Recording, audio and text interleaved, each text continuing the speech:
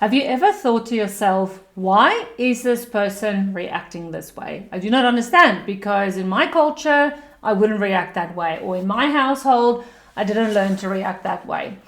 Or maybe you thought, why is it so hard with this person? This person always is just so difficult. Why does it feel like we cannot get onto the same page no matter what I say? Because if you're leading people, the thing that you're leading as well is difference. Different personalities, different communication styles, and different emotional responses.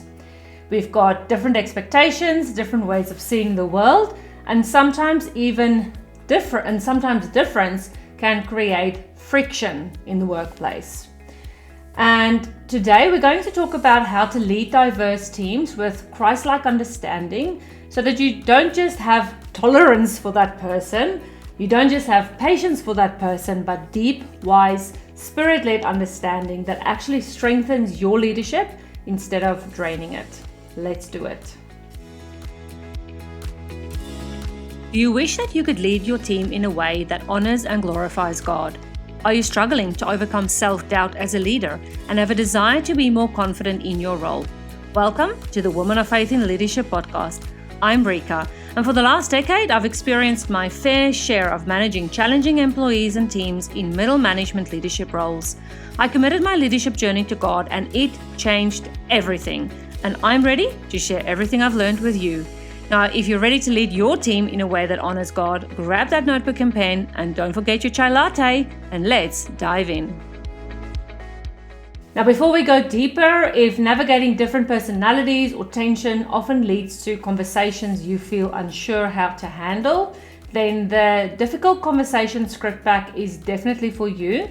I'm expanding the script pack on a weekly basis at the moment because there's so many different difficult conversations that you all are bringing to my attention. And so as I continue speaking more with you all privately, it's very interesting to learn about all the different difficult conversations that you're having, but also the difficult conversations that you are really struggling with and that you feel like an imposter or you feel like not good enough to handle. So the difficult conversation script pack is really going to help you with that. It's going to give you a framework of how you can frame your conversation that you need to have with that person. And I'm actually expanding it further to include things that how you can prepare your mind, how you can prepare your heart, and how you can prepare physically for this difficult conversation. So I'd highly recommend that you go to womenoffaithinleadership.com/conversations, because I'm adding to that pack as, like I mentioned, on a weekly basis. So if you've already purchased the pack, you'll get all the lifetime updates that come along with that.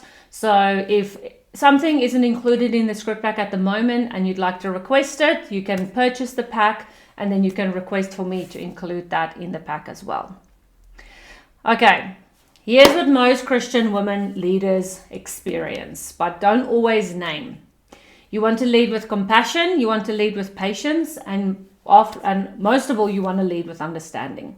But sometimes people are very hard to understand. People are different creatures, and we work with very many different team members in our workplace.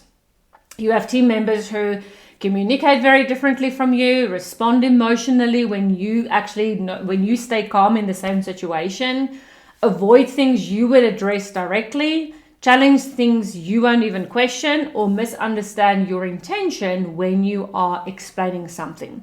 And internally, you start to feel frustrated, confused, drained, and sometimes even disconnected to your team and to the workplace. And then that's when the guilt kicks in. I should be more patient. I should be more understanding. I shouldn't feel this frustrated. But the truth is that leading people, and now in our cases, we're leading different people, doesn't mean that you are doing something wrong. All that it means is you are leading people. And difference is actually not a problem. Difference can actually be a very positive thing in the workplace if you see it that way, if you choose to see it that way. It's actually where you as a leader grow, but how you can also form future leaders in your company if you show them how to grow in this manner. So let's walk through 4 Christ-like shifts that will help you lead diverse teams with understanding without losing clarity and authority. Number 1, seek to understand before you seek to correct. This is one of the most powerful leadership shifts that you can do in your leadership role. When something feels off, your instinct might be to correct them immediately, to clarify things, or to fix it, which is fine because I teach you as well that clarity is the most important thing that you can do. But before just jumping in and clarifying the mistake or addressing the mistake, first seek to understand why they are behaving the way they are behaving. Or maybe even, why did they do it the way that they did it? Is it because expectations were not set clearly from the beginning? Or is it because there was a misunderstanding? Maybe you didn't do the onboarding. Maybe somebody else did the onboarding and they set different expectations than what you would. That's the importance of having an onboarding process that is across the bank the exact same thing. But what I found was that Jesus asked questions first. Before he just jumped in and corrected people, he always asked questions first. He paused, he observed, and he understood before he responded. Instead of saying, why are you doing this? He would say, or you can ask, for example, what is driving this? What is your purpose behind what you're doing? Understanding changes your response. And sometimes when a person is from a different culture than us or from a different country, for example, I was an immigrant in Australia. I've now moved back to my home country, South Africa. But sometimes I would do something different the way that an Australian person would do it. And the fact that my boss or my leader actually tried to understand that first made a huge difference for me. And so the second thing I want to teach or share with you is don't lead everyone the same. Lead everyone wisely. So it might be frustrating that I say lead everyone differently because it's much easier just to lead everyone in the same way.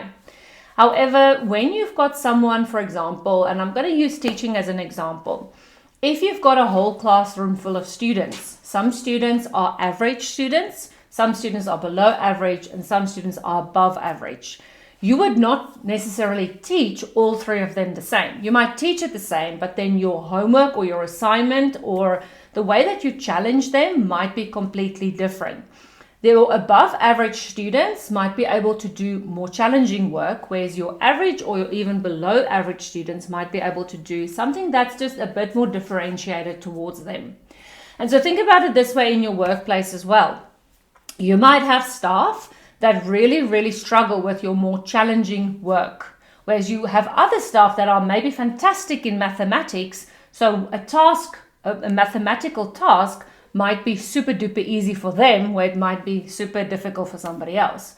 So it just depends on your workplace. It depends on the qualification that's also required to work in your workplace. If maths is obviously something that they require at a basis to work in your workplace or in your company, then obviously you expect them to be good. So just think about different cultures, different languages, different backgrounds, and then seek to understand that first and seek wisdom that Solomon sought. Because when God asked Solomon, what is one thing I can give you? Solomon said, wisdom. He didn't ask for anything else. He asked only for wisdom. So when I think about workplace fairness does not always look identical to everyone else. Different people need different levels of support, different communication styles, different levels of direction. So letting everyone the same might feel fair, but it's often very ineffective. Christlike leadership is not rigid like that. It's more responsive, similar to the way Jesus led. Jesus spoke to different people in different ways. He led different people in different ways. For example, I'm thinking about the way that he spoke to Judas at the Last Supper. The way he spoke to Judas was a different manner, for example, in which he would speak to Mary. And not because he was a man or she was a woman, but because they were different people with different agendas. So you should be adapting to your style of communication versus losing the standard. So you're not dropping the standard, you're just changing your way of communicating with different people. So the third strategy is staying anchored in truth while extending grace. Now, I did speak about this in the previous episode as well, where I spoke about being truthful with people, but also being graceful in the same time. Kindness to employees is actually being truthful. The two live in unison. They're not separate from each other. If you want your employees to perform better and to raise the standard, to raise the bar, to even increase their capacity, what you need to do is you need to be more truthful with them. But being truthful doesn't mean that you have to be unkind. It actually is, it's kindness in a sense to actually speak the truth to them, because then they'll know exactly where they stand and they don't have to be confused about that. But there's often a tension between truth and grace, because you want to be understood, you want to be patient, you want to be understanding, but you also want to give grace. But in the same breath, you also want to maintain standards, address certain bad behaviors, because we do have to address certain bad behaviors in our workplace, for example, gossip, and we want to lead clearly. But sometimes we feel we have to choose between truth and grace. But the great thing is that you actually don't, which is so fantastic. Jesus modeled both to us, truth and grace. You can say, for example, I understand where you're coming from, but this still needs to change. So a good example is a colleague of mine who really struggled with gossiping. Gossiping was something that they did at their previous workplace. It was completely acceptable. So when she came to our workplace and gossiped, I had to have multiple conversations with her. When I finally found out that gossip was something that was acceptable at a previous workplace, I could say exactly this sentence. I understand where you're coming from, but this is something that needs to change, because this is not something that we allow at our workplace. So I spoke the truth, but I was still graceful in it. So understanding does not mean lowering your standard. It just means giving them the truth, but remaining graceful about it. Number 4, don't take differences personally. People being different is not aimed towards you. It's just their different personalities. People are the most unpredictable, so what I'm looking for, thing in the whole universe. Our behavior is unpredictable, our decisions are unpredictable, and you cannot predict how a day will go in your workplace from a day-to-day basis. You just cannot, because we have the most unpredictable thing, which is people. But there is one thing that's very, very important. When someone communicates differently, reacts emotionally, disagrees, or even misunderstands you, do not internalize it. That's something that is very, very important, because it's very easy to internalize that type of behavior. We think, did I do something wrong? Do they not like me? And we start making up all these stories in our head. But what you have to do is you have to master those stories and say, no, I'm not going to take this personally. It isn't necessarily about me. But sometimes it's just their personality, their past experiences, their communication style, or even their capacity that makes them snap, or make them even communicate in a bad way, or lower their standards, or do something that's unacceptable. Your role is not to internalize or even personalize every single response. Your role is to lead wisely and to think to yourself, okay, this is their problem. It's not my problem. I need to speak to them about the issue at hand, and I need to address this behavior or the lowered standard or whatever the thing is, the tension that's been caused. So I want to mention again, just at the end of this episode, if having these difficult conversations is tough for you, then definitely go to womenoffaithinleadership.com/conversations. Go and check out the difficult conversation script pack. The name for that will change very soon to the Confident Conversation Blueprint. So I'm taking a bit of a more positive spin on it, and I'm going to teach you how to have these difficult conversations with confidence so that it can become a confident conversation. So I'm going to give you the blueprint for that. If you've already purchased the Difficult Conversation script pack, your access will remain, and you will receive all the updates that will come along with that. It's really going to give you language to navigate difficult situations, tension, clarity in communication, and how to lead people instead of avoiding people. So in closing, I want to say you are not called to lead easy people. Jesus didn't lead easy people. Okay, the 12 disciples were difficult people. Even after or just before Jesus was crucified, Peter denied him 3 times, although he led with him. They saw so many miracles after Jesus was crucified. Some of them were still wondering what was going on. They went into 12 different directions. And when they heard that Jesus was alive again, they again were difficult about it. They wondered, but is this really true? So Jesus also led difficult people. And people, actually I should just say Jesus led people, okay? And all people are different. People have different emotions, different complexities, different standards of growth, different backgrounds. And so therefore, our role as leaders is definitely not to accommodate everyone's differences, but rather to seek the wisdom from the Lord on how to lead these differences. We don't want to change their differences.